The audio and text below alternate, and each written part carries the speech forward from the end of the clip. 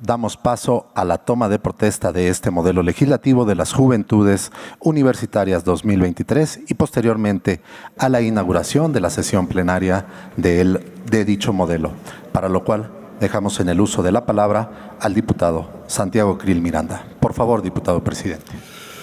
Muchas gracias. Muy buenos días tengan todas y todos ustedes. Los invito a ponerse de pie, si me hacen el favor.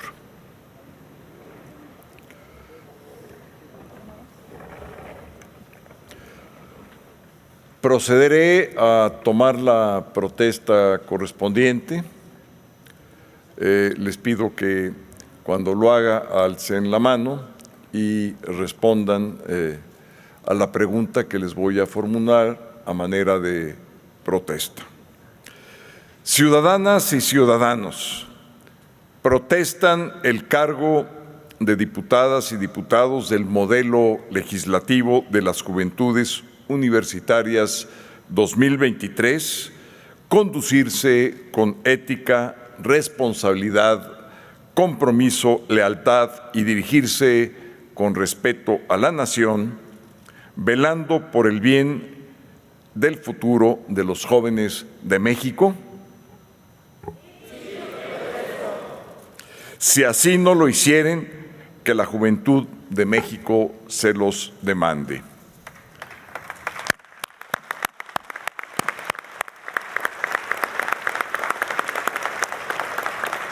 Pueden tomar asiento.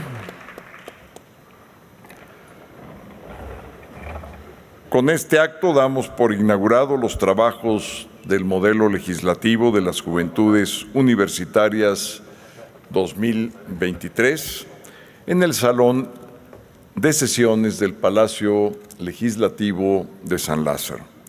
Les deseo el mejor de los éxitos y que esta experiencia les permita conocer los trabajos que desarrollamos en el Poder Legislativo en beneficio de nuestro país.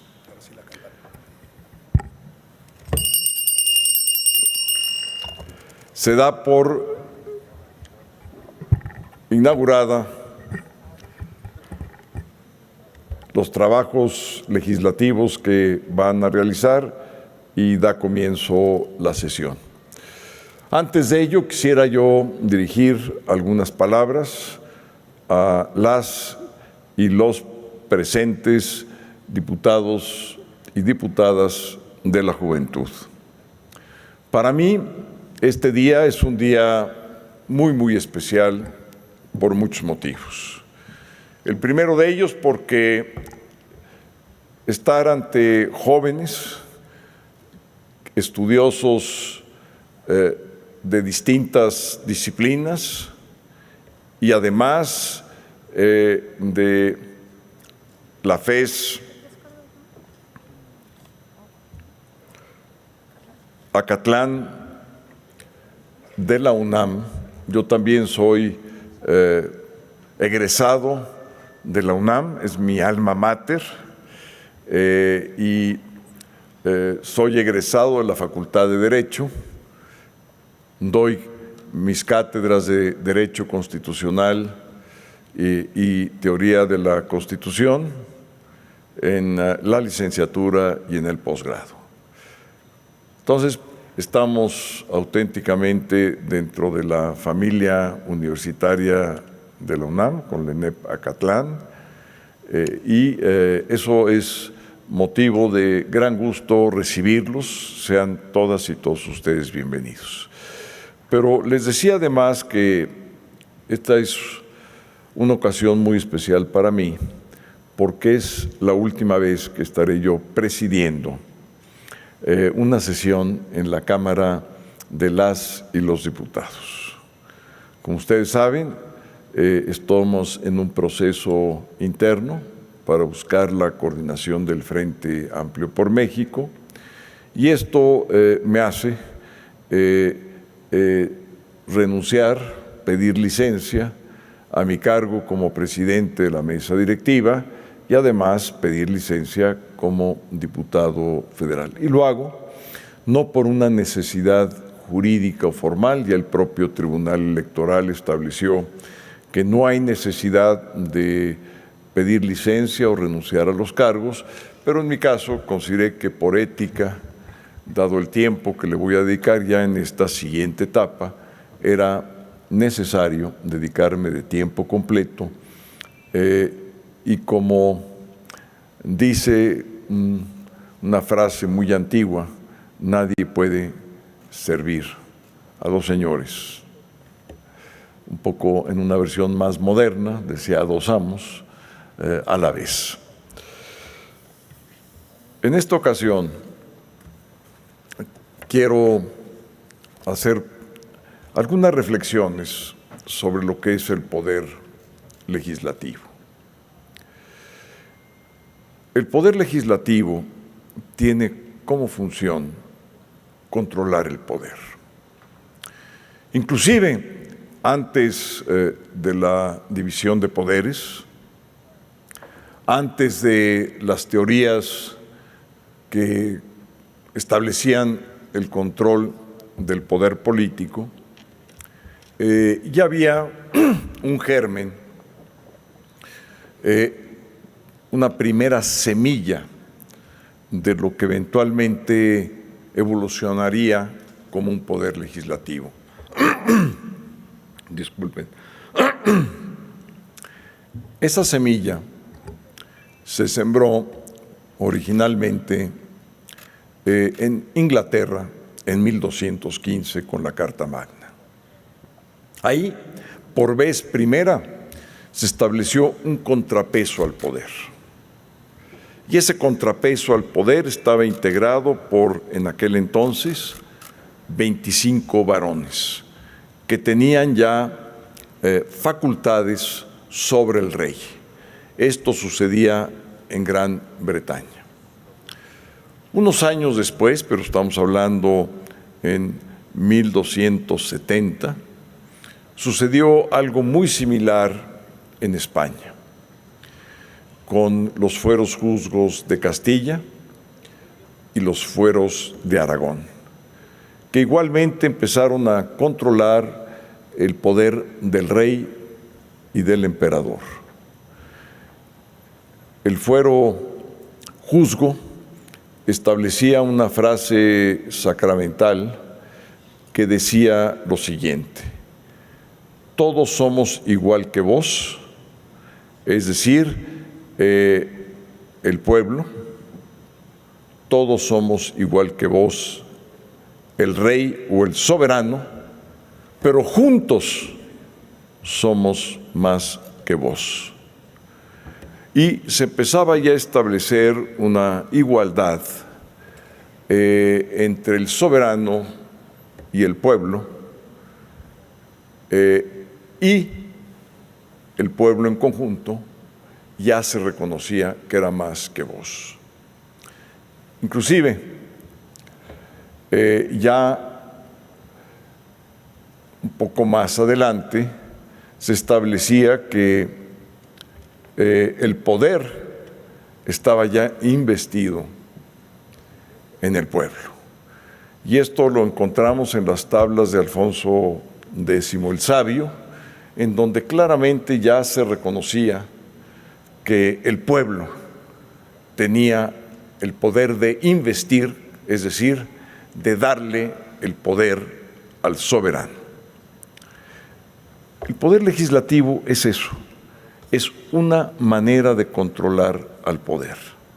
Ya mucho más adelante, con la Revolución Francesa, se establece el concepto ya más moderno de república, y este concepto de república claramente ya se habla de la soberanía. Y el concepto de soberanía está en nuestro orden constitucional desde la Constitución de Cádiz. Y lo que es muy interesante es que en esa Constitución de Cádiz había ya diputados de la Nueva España, que después fue nuestro territorio nacional. Pero hay algo todavía más interesante, que esos diputados que fueron a las Cortes de Cádiz, en donde se habló por vez primera de la soberanía ya en una constitución de nuestra tradición por la representación que se tenía de personas que habían nacido en este territorio. Los legisladores mexicanos fueron los que discutieron y establecieron el concepto de soberanía en la Constitución de Cádiz en España. Miguel Guridi Alcocer, un diputado tlaxcalteca, fue quien habló de la soberanía. Y habló de la soberanía que era el pueblo. Y que en el pueblo radicaba la soberanía. ¿Y qué es la soberanía? El máximo poder de un Estado. El máximo poder de la República. Guridi Alcocer, en los debates de Cádiz, decía que la soberanía debía ser radical. Y la palabra radical quiere decir de raíz. Y esa palabra de raíz es donde está el fondo del poder que es el pueblo. Y poco a poco se va dando ya la evolución en nuestra Constitución de 1824, se repite la fórmula, el pueblo tiene la soberanía. Y por cierto, Guridi Alcocer fue constituyente de la Constitución de 1824. Fíjense nada más qué privilegio haber sido constituyente en Cádiz y haber sido constituyente en la Constitución de 24, que el acta constitutiva y después la Constitución, pues fueron los primeros documentos constitucionales, por supuesto, como constitución formal, porque antes tendríamos la Constitución de Apatzingán, la Constitución de Morelos, de José María Morelos. Entonces, la base de esto es la soberanía y el pueblo. Por eso le dicen a este recinto, a esta Cámara de Diputados, el recinto del pueblo o la casa del pueblo. Porque quienes se sientan en esas curules, diputadas y diputados, son los representantes del pueblo, los representantes de la soberanía popular. Y en la teoría de la división de poderes, los poderes son para hacer pesos y contrapesos del poder. Toda esta evolución de soberanía, o empiezo antes, del pueblo, soberanía, y de república y división de poderes, tiene como objetivo controlar al poder, tener acotamientos al poder. Por ejemplo, ya en esta época actual, hemos seguido buscando un control del poder todavía más eficaz. Por supuesto, primero porque nos constituimos como una república federal. Entonces tenemos dos tipos de controles del poder político. Un control que es horizontal, que son la división clásica de los tres poderes, poder legislativo, ejecutivo y judicial. Es la manera clásica de dividir al poder. Pero el federalismo, que ya fue plasmado en la Constitución de 1824, después de esta monarquía efímera de Agustín de Iturbide, que duró 11 meses, la Constitución de la República se da en 1824. Y al darse, no solamente se adopta la división clásica de poderes, sino que también se adopta la división vertical, no horizontal, que es la República Federal. Y esa República Federal también acota el poder federal, porque originariamente los estados son la fuente de poder, que se unen en una federación, pero que se quedan con algunos de los poderes que originariamente estaban en los estados. Y también ya con una división posterior municipal, en la división del poder vertical tenemos federación, estados y municipios. Nuestro sistema político ha evolucionado en una división adicional que también es muy importante que ustedes la tomen en cuenta. Nosotros venimos de una tradición de un sistema presidencial muy fuerte, de un sistema presidencialista. Cuando viene ya el proceso de transición a la democracia en nuestro país, empezamos a observar que el presidente tenía ciertas funciones de Estado que eran funciones, en primer lugar, que requerían de especialistas. En segundo lugar, que requerían de una visión de Estado de largo plazo, que no se concretaran a los 6 años de un sexenio. Y se empezaron a crear los órganos de autonomía constitucional. El Instituto Federal Electoral, hoy Instituto Nacional de Elecciones, la Comisión Federal de Competencia Económica, la Auditoría Superior de la Federación, el INAI, el Instituto Nacional de Transparencia para el acceso a la información gubernamental y la defensa de nuestros datos personales, el INEGI, nuestra agencia de datos nacionales, el Coneval, la agencia que mide los resultados de los programas sociales, la Comisión Federal de Competencia Económica, que combate los monopolios y la concentración en los mercados para poder tener servicios y productos de mayor calidad al menor precio posible, y también otro de los organismos de autonomía constitucional es el Instituto Federal de Telecomunicaciones. Entonces vean ustedes cómo el poder horizontal de la división clásica en México ha adquirido una dimensión adicional, porque esos poderes no están dentro del Poder Ejecutivo, no están dentro del Poder Legislativo, salvo la Auditoría Superior de la Federación, y no están dentro del Poder Judicial, ni tampoco son dependientes de ninguna entidad federativa. Tienen su autonomía propia, abren su Constitución y ahí los van a encontrar. Estamos en la Casa del Pueblo, la que representa a la nación, la soberanía, y los representantes de la nación son quienes ocupan este pleno. Ahora lo están ocupando ustedes y van a fungir como legisladores de la juventud, y en esas funciones llevarán a cabo los procesos legislativos que normalmente llevamos a cabo nosotros. Y esas funciones son las propias del proceso legislativo. ¿Y cuáles son?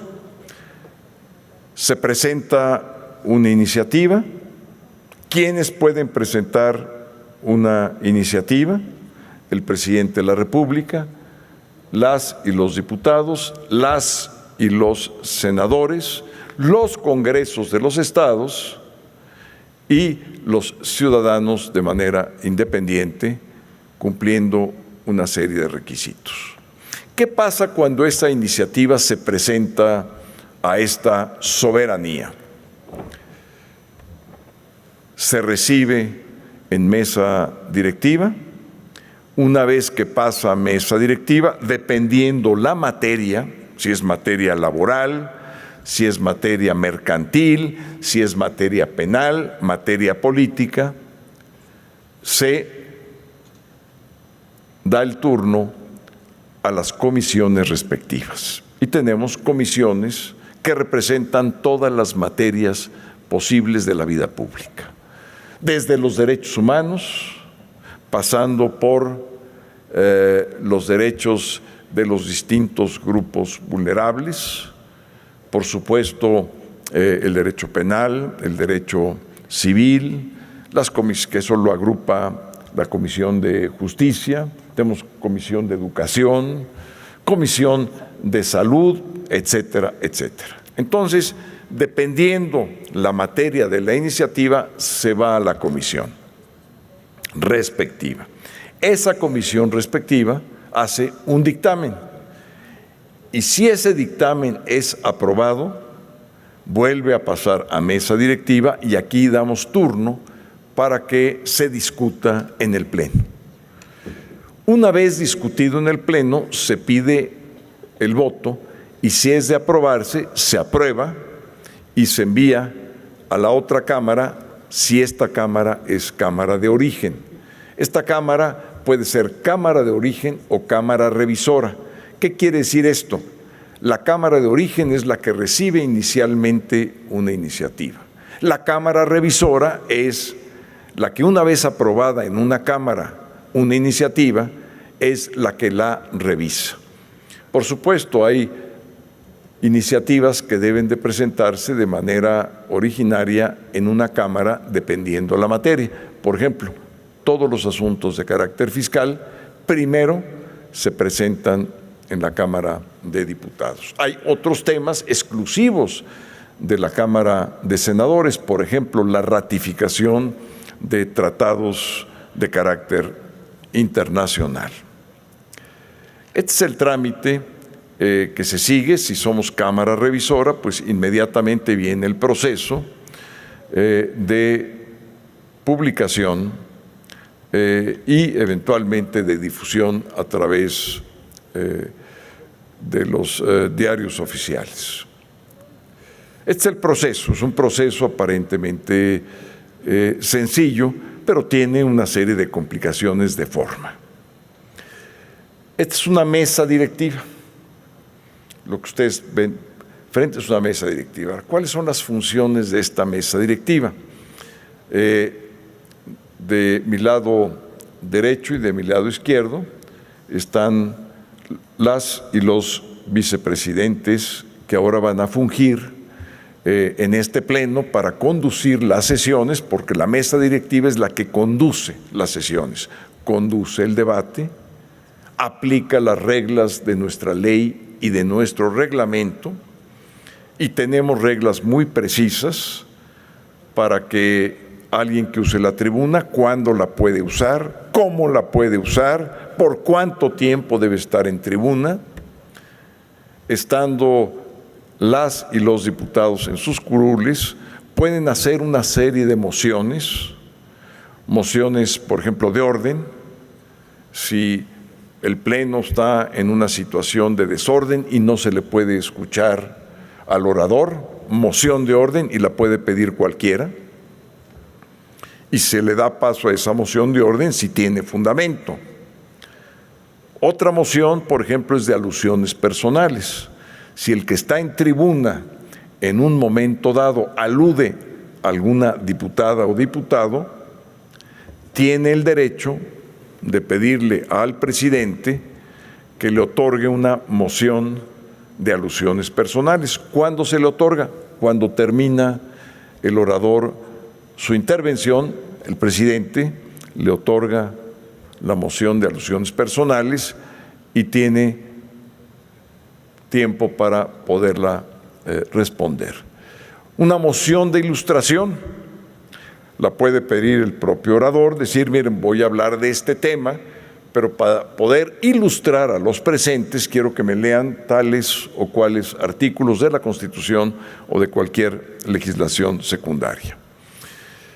En este pleno de diputadas y diputados de la Juventud tenemos 3 vicepresidentes y un presidente que va a establecer la conducción de la sesión que van a tener. El presidente es Yunel de Jesús Tejeda Gutiérrez.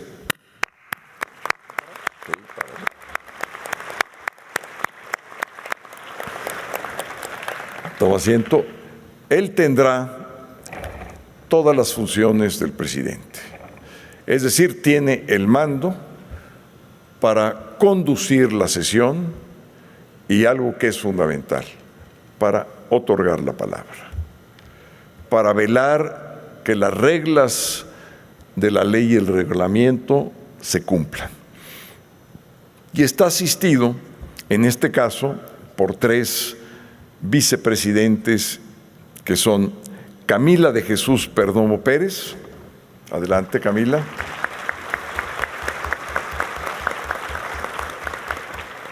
Denise de Jesús Chávez Vallejo.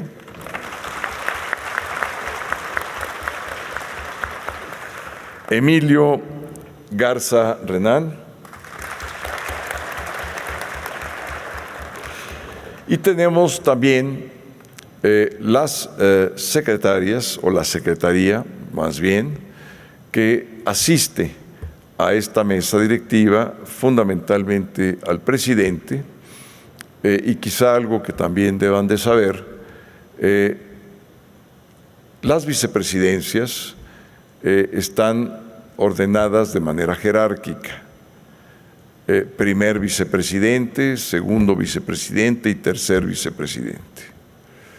El grupo mayoritario es el que nombra al primer presidente y tendrá, en consecuencia, el segundo grupo mayoritario o el segundo grupo con la siguiente número de diputadas y diputados, la primera vicepresidencia, y así se van alternando año con año.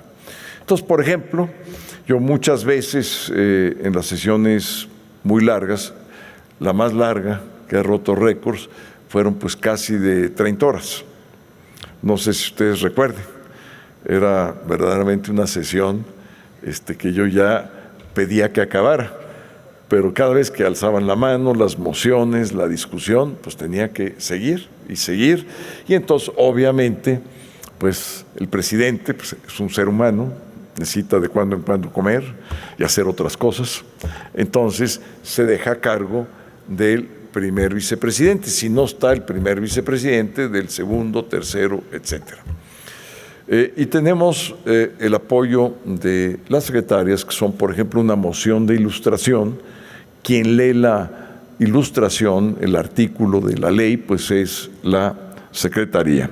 En este caso tenemos 4 integrantes de la secretaría. Carlos Daniel Baños Gutiérrez.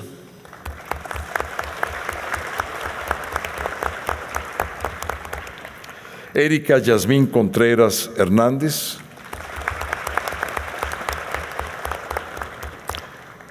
Noemí Cárdenas Díaz. Nadia Michelle Morales Ruiz. Pues estando completa la mesa directiva, debidamente integrada, habiendo ustedes tomado la protesta respectiva, les deseo el mayor de los éxitos en este día legislativo para todas y todos ustedes, que sea muy exitoso, y espero que algún día vengan por derecho propio, respaldados por sus votos, sean votos de mayoría relativa o votos de representación proporcional, estén sentados como representantes de la nación. No hay honor, no hay mayor privilegio que ser un representante de la nación mexicana. Espero sinceramente que, como lo estoy viendo a cada una y a cada uno de ustedes, algún día, y estoy seguro que de aquí saldrán muchas y muchos representantes populares que le harán muy bien a la nación. Lo que ustedes están haciendo el día de hoy es parte de su formación. Y no hay nada más importante, desde mi punto de vista, para la juventud mexicana que su formación, que su educación. Educarse y formarse les da conocimiento. Y el saber en un ser humano es algo valiosísimo, porque está vinculado el saber en nuestra capacidad racional como seres racionales al ejercicio del derecho básico, del derecho fundamental de una democracia y de una república, que es el derecho de la libertad, el ejercer de nuestra libertad. Entre más conocemos, entre más sabemos, podemos ejercitar de mejor manera nuestra capacidad racional para decidir. Si conocemos 3 opciones, nuestra libertad estará limitada a 3 caminos. Pero si conocemos múltiples opciones por el conocimiento que tenemos, por el saber que hemos cultivado, pues nuestras opciones se van a abrir. Y en esa medida, el ejercicio de nuestra libertad como seres humanos va a ser tan amplia como nuestro conocimiento. Y el conocimiento es lo más importante para una nación del siglo XX. El saber, las ideas, es lo que constituye hoy en día, siglo XXI, la fortaleza de las naciones. Doy un ejemplo y con esto termino. Hubo 7 institutos de investigación científica que salvaron al mundo. En 7 lugares dispersos por el mundo, por muchos años, científicos habían estudiado cómo combatir al virus corona. Y cuando vino la pandemia, lo que produjo la vacuna, cualquiera de las que ustedes fueron objeto en su vacunación, se produjo en uno de estos 7 institutos de investigación científica, que por años, que con inversiones de los presupuestos estatales o privados, generaron ese conocimiento, ese saber, y ese saber, esas ideas, salvaron al mundo. Sin las vacunas en contra del COVID, el mundo estaría en otra situación totalmente distinta. Y piensen en todo lo que ha hecho la ciencia, en todo lo que ha hecho la innovación científica y tecnológica. O piensen ustedes en nuestra ciencia, en la ciencia de las humanidades o en la ciencia del derecho. Hoy estamos aquí, todos nosotros reunidos, porque todo esto se pensó y tuvo una evolución de mucho tiempo, de muchos siglos, para estar en esta forma, para que hubiera una división de poderes, para que hubiera un poder llamado legislativo, Congreso, para que se dividiera en 2 cámaras, para que fuera competencia una cámara tales y cuales facultades, para organizarnos como estamos organizados en este momento. Son ideas, mesa directiva, pleno, reglas, subir a tribuna, reglas para el debate, todas son ideas. Entonces, lo que ustedes están haciendo en este momento es ampliando su saber. Yo les pido y los convoco a cada una y a cada uno de ustedes que nunca dejen de aprender, que se sigan formando porque es la fortaleza de México. De aquí podrán salir muchos representantes de la nación, pero también muchos científicos de las ciencias sociales que honren a México con un premio Nobel, como el de García Robles, abogado, recibido, de licenciado en Derecho en mi Facultad de Derecho de la UNAM, en su universidad. De ahí sale García Robles, premio Nobel de la Paz. Fíjense qué orgullo. Alguien de nuestra ciencia, de la ciencia que yo ejerzo, que es la ciencia del derecho, y en este caso la presidencia de esta Cámara de Diputados, que tiene como antecedentes muchísimas ideas, discusiones centenarias para llegar a donde estamos hoy aquí. Los convoco al saber, porque es lo que hace libres a las mujeres y a los hombres. La verdad os hará libres, dice la frase milenaria. Que sean todas y todos ustedes ciudadanas y ciudadanas que ejerzan a plenitud su libertad y que el día de hoy este ejercicio sea todo un éxito. Muchas, pero muchas gracias.